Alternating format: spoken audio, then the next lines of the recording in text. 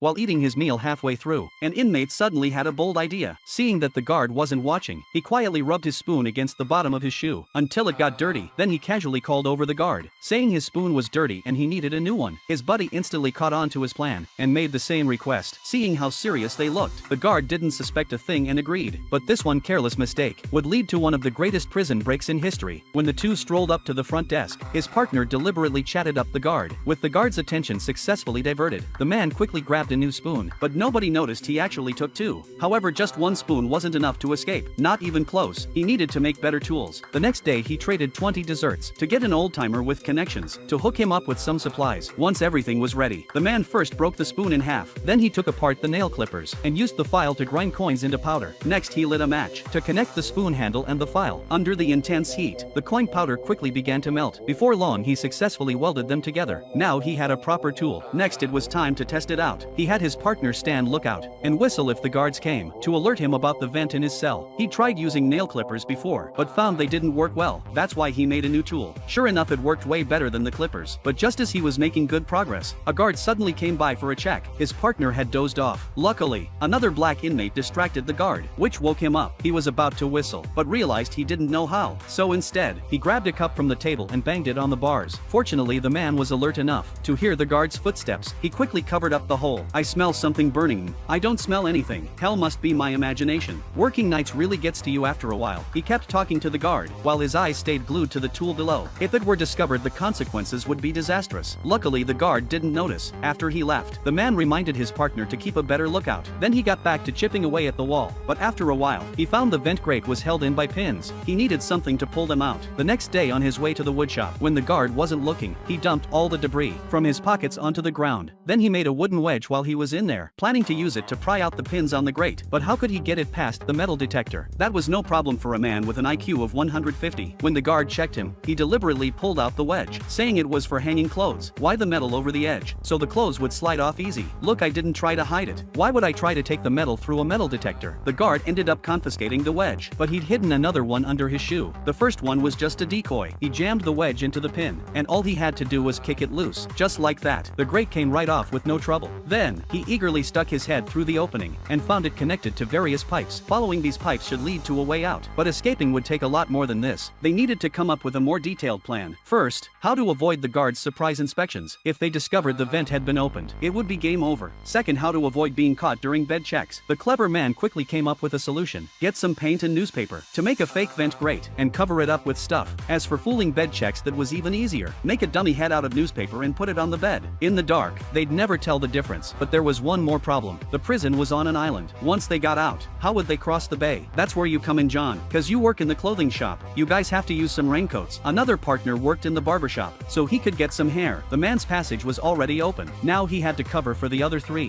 while they dug through their own vents. The next day his partner got the hair, and Charlie successfully got the guard to give him some paint. Now they just needed newspaper. Luckily inmates were allowed to read every day, so he asked the guy who ran the library for some newspaper. With everything ready, the man immediately started making the dummy head. He soaked the chipped wall pieces in water to use as cement, then mixed it onto the newspaper. Soon the basic shape was done. Next came the painting. With his impressive skills, the dummy head was complete. It looked exactly like him. The guards would never notice. Then he made a fake grate. After painting it, it was completely convincing. Just to be safe, he decided to scout ahead first. After climbing through the vent, he immediately started climbing up the pipes. Just then a guard came by for a check. Charlie quickly banged on the bars to warn him. When the guard reached the man's cell, he looked for a while, but didn't realize the figure in bed was a dummy. Meanwhile, the man had already reached the upper level of the prison. Just when he thought he could keep climbing, he found an iron door blocking his way. Even jumping with all his might, he couldn't reach it. Before he could figure out what to do, the guard came around again. Morris, go to sleep early tonight. Yeah, wasn't feeling well. He was sleeping pretty soundly. He hasn't moved. As he bent down to pick up his baton, he glanced at the man's bed. Something about the hair seemed off, so he reached out to touch it. Wars. Yeah, what's up? The next day at lunch, he told the others what happened the night before. Everyone was making good progress, except for Charlie, who was still digging. The other two had already finished their dummy heads. He decided to go back up with John that night. That evening, they quickly climbed up through the pipes. With his partner's help, the man managed to reach the grate. Once up there, he saw the iron door was held by large metal covers. No way to remove them by hand. They needed a drill and some wires. There happened to be an outlet there, but getting these things from prison was nearly impossible. Even a small piece of metal on an inmate would get you interrogated, let alone a drill, which was the ultimate escape tool. But where there's a will, there's a way. The next day during music class, the man happened to notice a motor in the classroom, but there was no drill bit or wire, so he went back to the old-timer for help. The price. All his future desserts would go to the guy, but there was another problem. How would he smuggle the motor out? Right under the guards' noses. You won't believe what he did. He brazenly put it right inside his instrument case. His partners thought he was absolutely crazy. If caught, he could lose his life. Hold it, Morris. Want to take a look at one of those cases? When he heard the guard wanted to check, Charlie nearby couldn't even look, but the man boldly challenged him. What else would be in an instrument case? That left the guard completely speechless. In the end, he got all the tools he needed. After assembling the drill, the two got to work. With his partner's help, he climbed back up to the iron door, then hooked his feet on the grate to steady himself.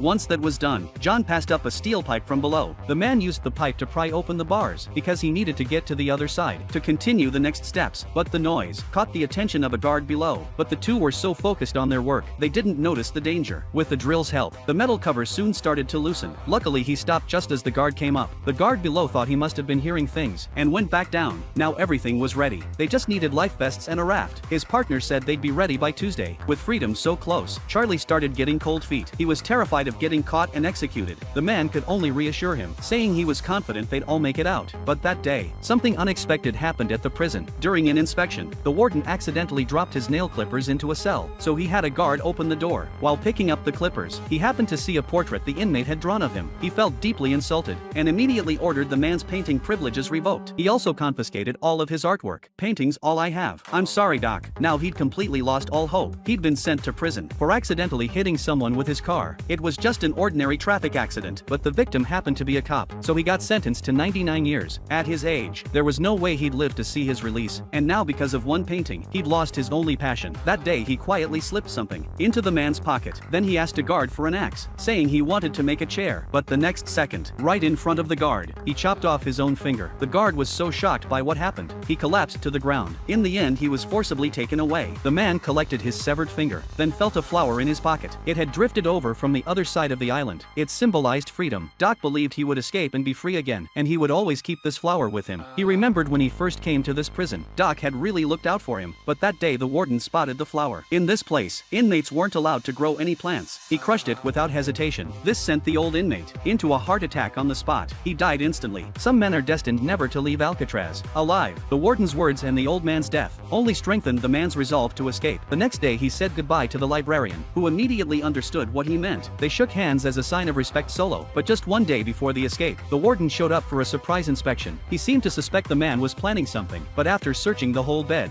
he found nothing suspicious. But the cunning warden immediately focused on the music box. Right behind it was the vent. He first inspected the box. The man was incredibly nervous, terrified he'd noticed the fake grate. Luckily, the painting was convincing enough. The warden didn't catch on. Just Maris been doing anything on the influence. Sometimes he stays up late talking with the butts. Split them up. Move Morris. Yes sir. Say Wednesday. Wednesday meant a transfer, so they had to move fast. Once they were separated, there'd be no chance. Luckily, his partners had already prepared everything they needed. He decided to go that very night, since they'd already scouted. The beginning went smoothly, but at this critical moment, Charlie was too scared to follow. If they failed and got caught, they'd face a brutal death penalty. He didn't dare gamble, and the man couldn't push him. He himself had no way back now. When the guard came by for bed check, he only saw them already asleep in their beds, never realizing they were just dummies. Meanwhile, Charlie was crying alone in his cell. The guard just shook his head. That kind of thing happened all the time here. By then, the other three had already reached the iron door. Just to be safe, they had John go up first to scout. Once up there, he immediately pushed the vent cover out. The noise instantly caught the attention of the tower guard, but when he shined his spotlight, he didn't see anything unusual. He figured it was just some animal. As soon as he turned off the light, John quickly crawled out of the pipe. Then he tapped on the wall to signal the other two. When the man heard it, he quickly helped the other partner up, then passed up the life vests and the raft. His partner then handed them to John. Now it was his turn to climb out, but because his partner was a big guy, he accidentally got stuck at the opening. He had to squeeze with all his might. Luckily, he finally made it through. Once out, he immediately hid in a corner. This spot was well hidden from the spotlight. Once both were safe, the man quickly climbed out too. Meanwhile, Charlie had finally worked up the courage, deciding to take the gamble. But was it too late now? The three saw their chance, grabbed their gear and bolted. The spotlight kept sweeping below, but never caught them, until they vanished into the darkness. Once safe, the man looked back at at the vent, but there was still no sign of Charlie. He had no choice but to keep going. After putting on their life vests, they began climbing down. Those above had to constantly watch out for the spotlight, but things went smoothly at first. Once down, they were already outside the cell block. But when John came down, something went wrong. His life vest got caught on a pipe. This was extremely dangerous. Any noise at all could bring the guards running. Luckily, nothing went wrong. To keep the life vests from getting torn when crossing the barbed wire, they decided one would climb over first, while the other two tossed the vests over. The man went up first. He moved fast because they were running out of time. Meanwhile, Charlie had finally reached the iron door, but alone he couldn't reach the top. He instantly regretted not being braver earlier and leaving with the others, but now it was too late for regrets. Soon the three made it over the fence and headed toward the prison perimeter. Before long, they reached a wooded area. Past the road ahead was the shoreline. They quickly took out the raft and inflated it. Working together, they soon had it fully inflated. All that was left was to put on the life vests, get on the raft and cross the bay. The freezing water made them shiver, but freedom was ahead. Nothing else mattered now. Hours later, the sun of hope slowly began to rise. The guards started their rounds. When one reached the man's cell, he noticed the guy still wasn't up. "Get up, Morris. It's moving day. I said get up, Mars. Open up one tonight." "God damn it, Mars, I said get up." Jesus Christ. When he heard the guard blow the whistle, the librarian nearby smiled with relief. Someone had finally escaped from this prison. The warden had his men search everywhere nearby, but found no trace of the three. Only some photos wrapped in raincoat material and a flower of freedom. His men believed they must have drowned because no one could swim across that bay barehanded, but the warden knew they had made it. Still, he had them announce that the three had drowned because since this prison was built, this was the first successful escape. If word got out, it would be a massive stain on his record. His position would be at stake. This is a true story. Less than a year later, Alcatraz was shut down. After that, police never found any trace of the three men. Where they escaped to remains a mystery.